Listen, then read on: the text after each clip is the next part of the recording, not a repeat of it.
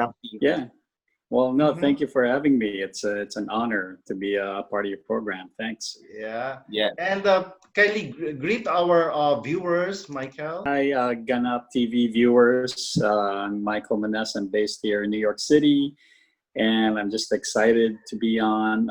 Thank you, Bench, and thank you for John for having me. And hope you get a chance to see my short film. It's partly in Tagalog, mostly in English, but it's about the main character is Filipina, and trying to make a living in New York City as an undocumented immigrant. Uh, so we're Ayun. excited to know about this film and how you came up about this film. Mhm. So I think we have some questions prepared for Sure. you. Well, sige. So Benj, you Yes. do the first. And I think before siguro sa question dyan, we would like to check yung situation dyan sa New York City right now. Okay. So, how's the situation, Michael? Nandito kami, we're on lockdown, hindi na kami lumalabas ng apartment, basta maglakad lang sa parking lot. We got our food delivered, and the last time nandun kami sa supermarket, it's about 2 months ago. Yeah, it's we work from home. We're lucky enough to have jobs that where we can work from home, and we get we order take-in food once a week just to keep from being bored. But other than that, as long as we're healthy, as long as our family members are healthy, we're just living through it. Staying at home, watching TV, working, whatever. But Yeah, it's pretty bad. We haven't been out in about 2 months. Just working, saving a lot of money. that's great. So I heard that we believe that New York is our most affected city now in the Yes. world. So how is it now? Yes, to be honest, I try to stay away from the news. you know, uh, we do what we can, but once in a while we turn on the news and we just keep an eye out for news from our jobs to see when we can go in, and we keep in touch with our family members. My family's still in New Jersey, and my wife, her family's in Utah, so we call them every day.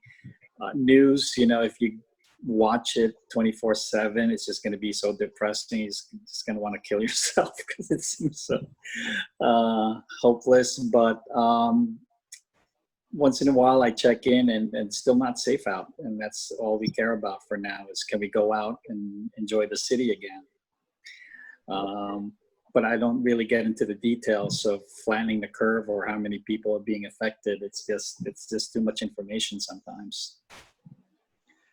Ayun, So thank you. while you're locked down, what keep you busy during this lockdown period?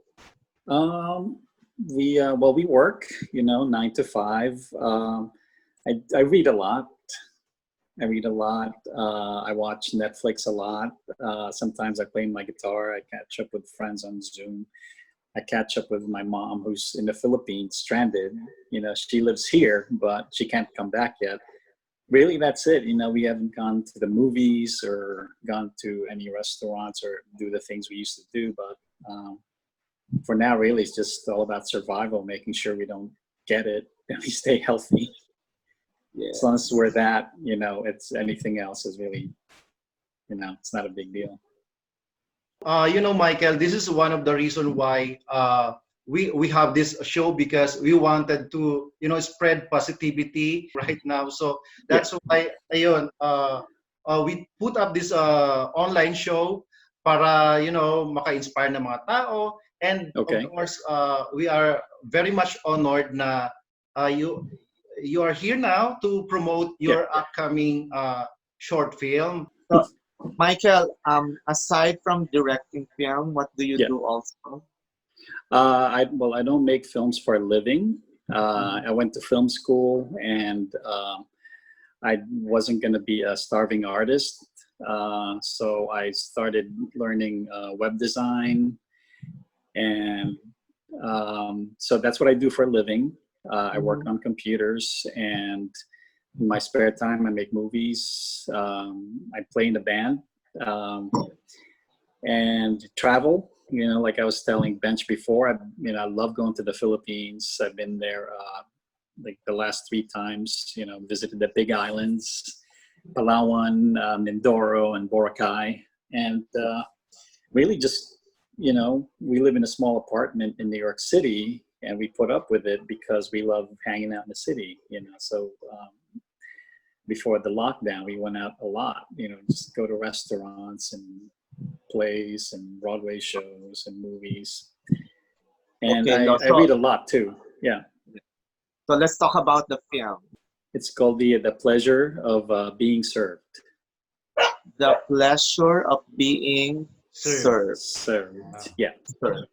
Okay, so what's in the title all about? I don't have a good reason for the title. All I know is I was watching an episode of Everybody Loves Raymond. Mhm. And there's a restaurant, there's a scene when the whole family goes to a restaurant. And, Raymond and the kids are like bugging the mother, It's like, Mom, do this, Mom, do that. And she was getting annoyed. And she just said, for once, I'm eating at a restaurant and I want to enjoy the pleasure of being served instead of me serving everyone else. So I'm like, oh, that would make a good movie title. And it's about, and it's about the relationship between a boss and his employee. So it has something to do with that as well, him being served by the employee. Is it a true to life story, or it's a common No. story by for an OFW? It's not based on a true story. It's just something I made up. So it's a fiction. It's fiction. I did have a cleaning woman come in when I was living by myself, and she would come in and she would work for like, I don't know, $15 an hour, just cleaning up my apartment. And she would find all these things like in my room and things like under the bed that I'd forgotten they were there.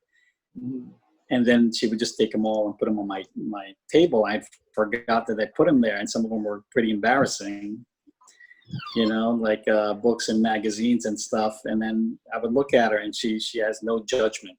It was just her job to clean up whatever's under the bed, whatever's in the closet. If it's messy, she just puts them on a desk, no judgment at all whatsoever. I'm like, okay, it's interesting how the stuff that she sees through in other people's apartments, and she has no feeling or no judgment at all. Yeah, Michael, what inspired you to create a short film like this? I think that in my last trip to the Philippines, 2015, I really wanted to do something with Tagalog in it. So I wanted to have a main character who's Filipino or Filipina, and I wanted to have Tagalog in it. I'm I'm really owning up to my background, because I grew up 20s, 30s, and there wasn't that much Filipino in my daily interaction. And then, I don't know, getting older, I guess, I really should explore more of my background of where I'm from. And now I consider myself as someone who speaks 2 languages, Tagalog and English, whereas all my life I'm like, well, I speak English, but then you also speak Tagalog. Yeah, that doesn't count because no one speaks that, Filipinos, and you don't even have to speak to them in Tagalog. They know English. Now I'm like, I'm built bilingual, and I'm starting to get more in touch with my background and my And also, Michael, like I've seen the trailer of the film, and do you think that you said that this is a fiction story? It has nothing to do with the real thing, but somehow you somehow a lot of people, do you think, can relate to this story? When they see this film. Mm-hmm. Yeah. Absolutely. So you think so? That they can relate to the story? I think Yeah, I think so. Just because I do know of a lot of undocumented immigrants. They don't necessarily have to be from the Philippines, but in their home countries, they're professionals. They're accountants. They're Yeah. teachers. They're lawyers and doctors. Then they would come here since they don't have paperwork. They'd have to start from scratch. So they would do jobs that under the table jobs. I know a lot of them go into the restaurant industry, waiters, bartenders, just because they don't have the paperwork for it. So I can see, I think those characters are underrepresented because you never see them in mainstream American movies. Yeah. And yet they're like invisible. Yeah. We see them on a daily basis, but at the same time, we don't think of them. Also, Michael, if there's a chance, do you have plans to do a movie here in the Philippines?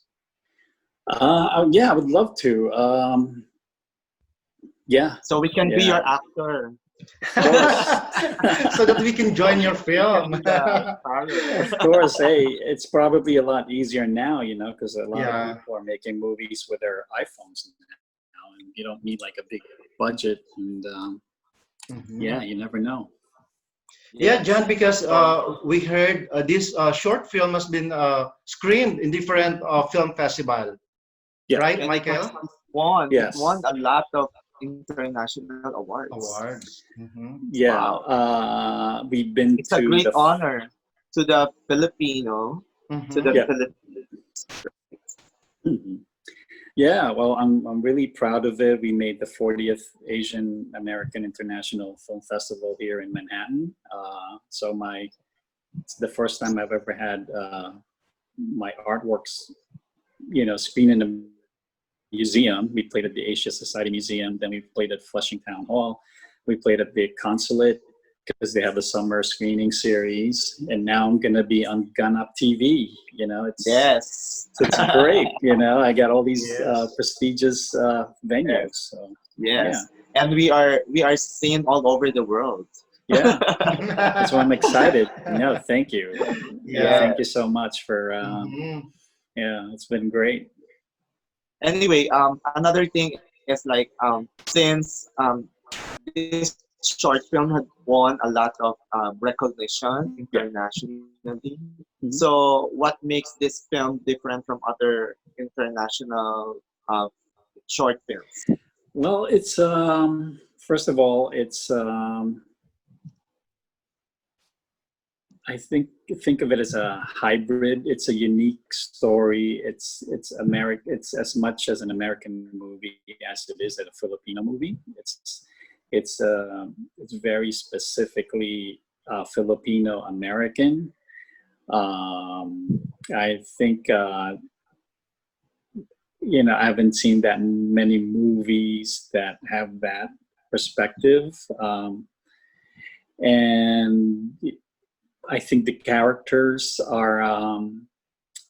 If you read the script without seeing the movie, they're not really likable characters. They're all. You see her and she's like, look, you're a cleaning woman, just mind your own business, just go there, don't befriend the people you work with, you don't shit where you eat, and then the guy is just a jerk, and then the girlfriends are just so clueless, like they have their suspicions about this guy but they can't leave him.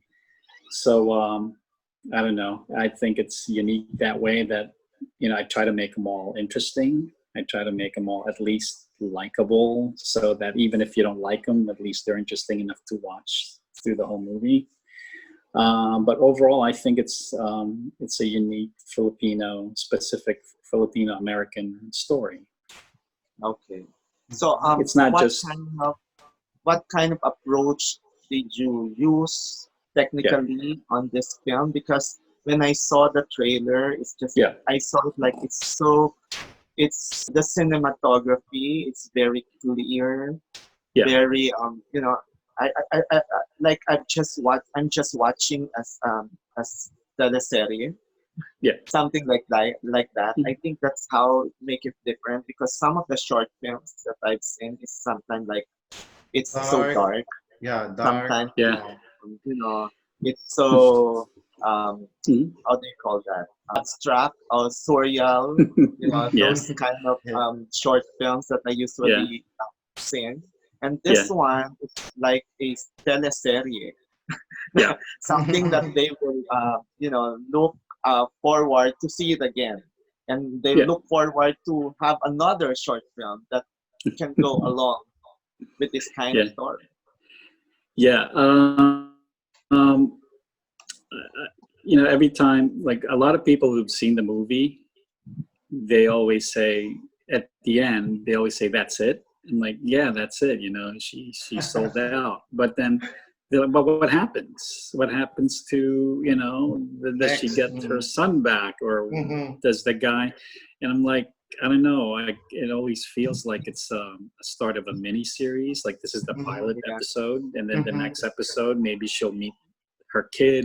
And then the next episode, you know, the guy will confront the Filipina girlfriend. Next episode, he'll confront the American girlfriend. But to me, it's that's what it feels like. But to me, I think it's self-contained.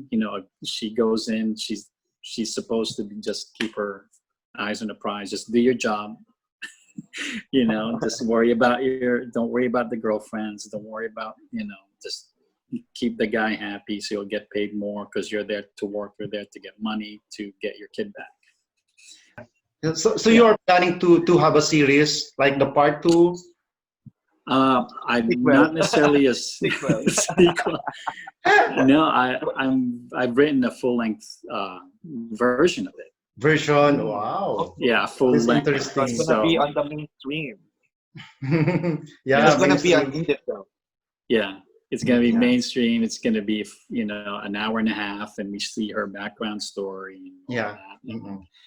And So do you then have anyone in particular to play the role, like as a movie star or just ordinary actor from the U.S. or Filipino, or are the people there Yeah. in your cast, are they really actors and actresses, or Well, the girl Mon, she said this is her first film. Mhm. Like she's a singer, and then Graham is an actor, professional actor. He does mostly voiceover work, mhm. and he's union. And Angelita, she's an actress. I think she was originally from California, and she came to New York to find her fortune. Yeah. But they're Oh, actors, they're professionals. Yeah.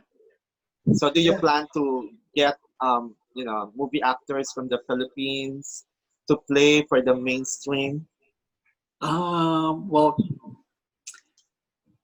yeah. The thing is, I don't like. Would you recommend anyone who would be good for those roles? We will. They Sure, can we'll come to tell New you. York, and Yeah. Yeah. well, it's We will do. important We because will, John. We will have a casting. yeah. We'll do the casting. Just let Well, Yeah. it's them let us know, so we'll handle the casting for The you. casting. Yeah. And then, Michael, I have a question. What yeah. is the struggle of being a filmmaker at this moment of time? No, in No, in general. general, I think. Yeah. In general, Mhm. I think the biggest struggle for me is being is promoting your brand, promoting yourself, because I can I can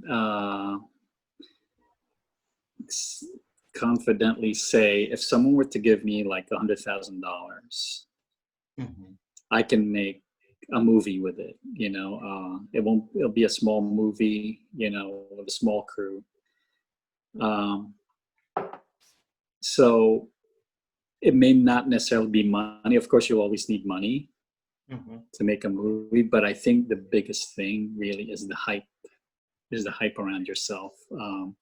I want it to be so that I'm in a situation where if film distributors find out that I'm making a movie, or film festivals find out that I'm making a movie, I want to be in a situation where they'll be like, Mike, when you're finished, just send it over. We're gonna screen it in the film festival, or whenever you finish it, we're gonna distribute it for you. I want you need to be in that position, because if you're starting out, even if you make like the best movie ever made, you're gonna be competing like hundreds of thousands of other filmmakers who make great movies. They're probably going to be better than yours. But the thing is, people still make it. And how do they make it? Well, they have, they have really powerful agents, powerful lawyers. They have connections. It's all about connections. They have a name. It's like, like Spielberg or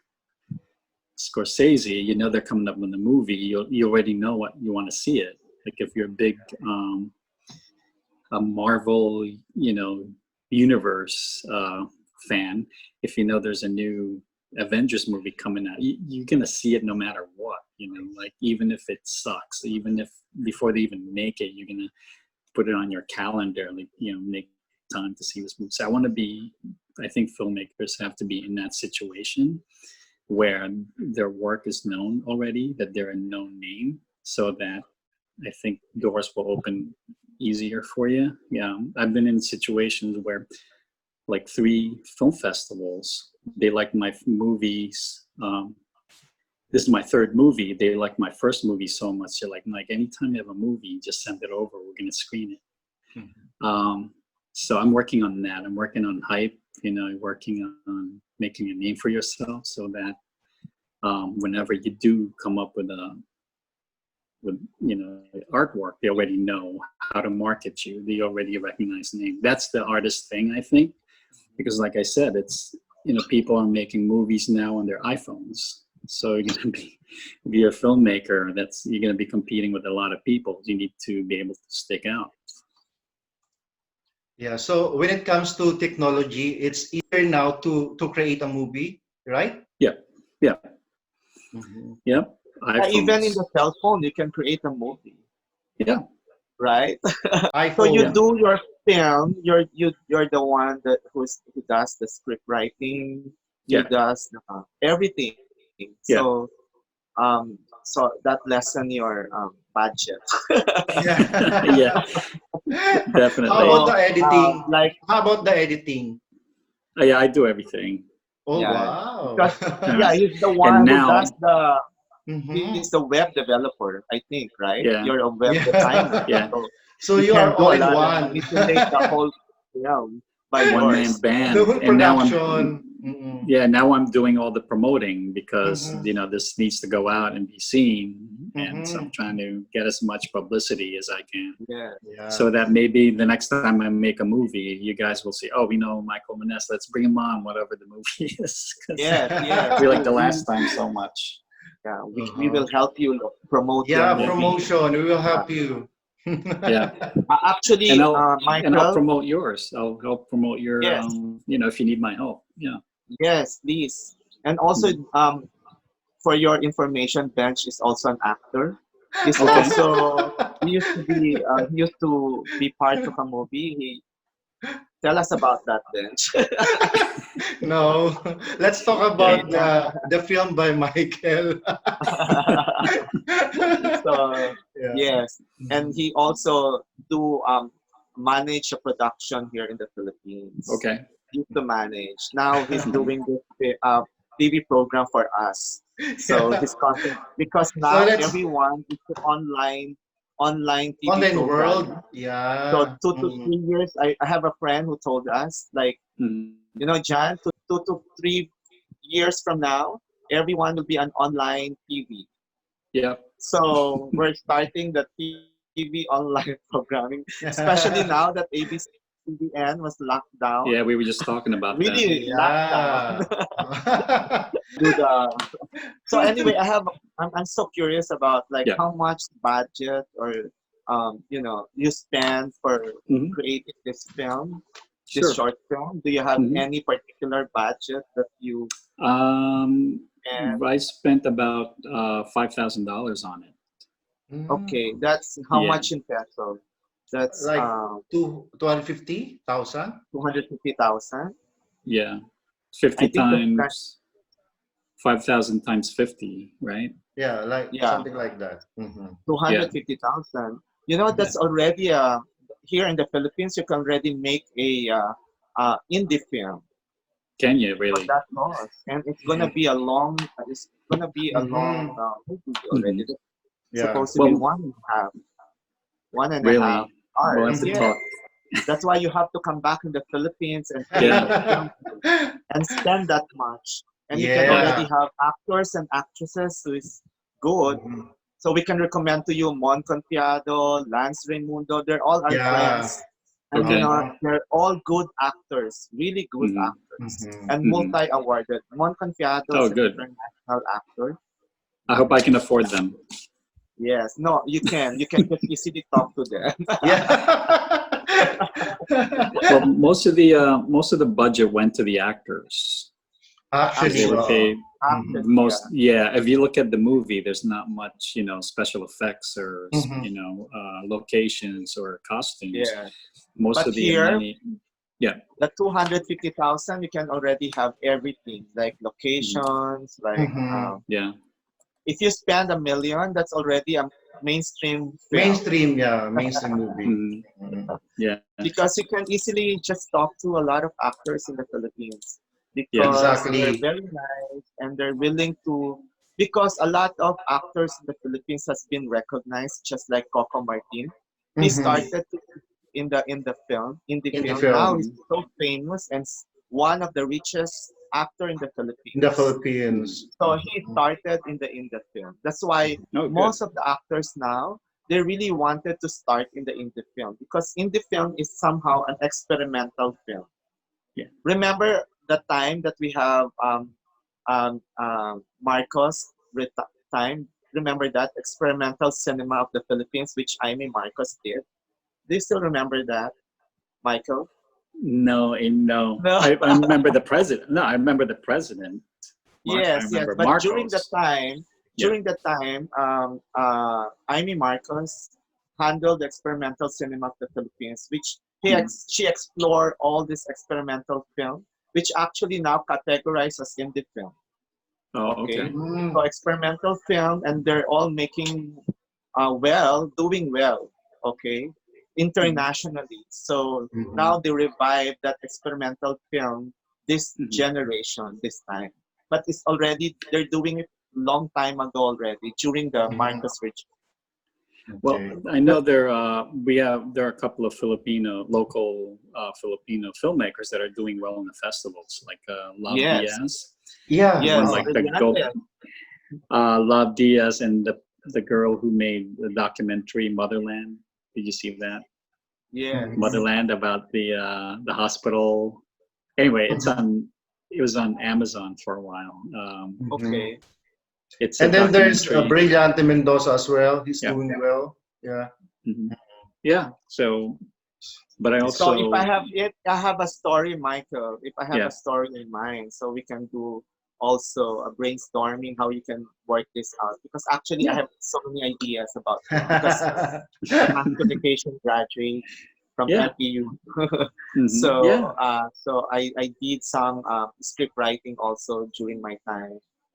So Okay. I wanted to create a film Yeah. Yeah. somehow. Natin ko gawin eh. As a, Yeah. you know, I'm a fashion designer. I'm a painter Okay. also. So, Artist. Hmm. We are all artists, yeah. Yeah. yeah, You got to And support then, each other. yeah, siguro, Michael, invite our followers or viewers for the upcoming premiere of your Of film course. Yeah. only on Ganap TV. Yeah. Hi, everyone. This is Michael Manese. I'm a filmmaker based here in New York City and want to invite you to watch my short film, The Pleasure of Being Served on Ganap TV. And Pleasure of Being Served, it's only 15 minutes. It's in Tagalog and in English. It's shot in New York City.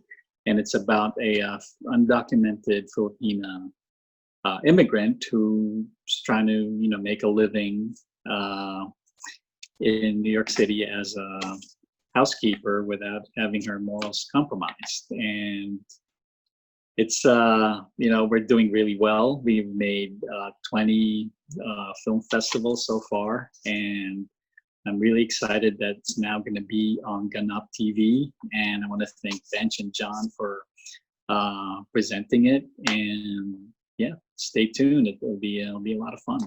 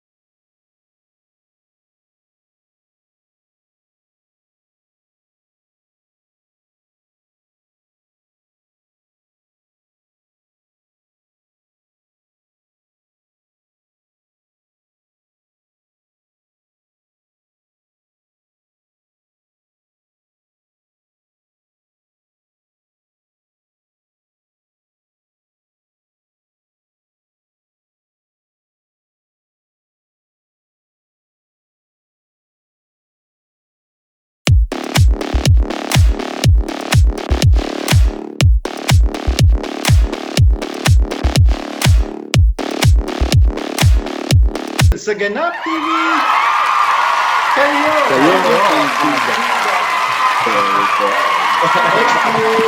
Thank you so much. Thank you.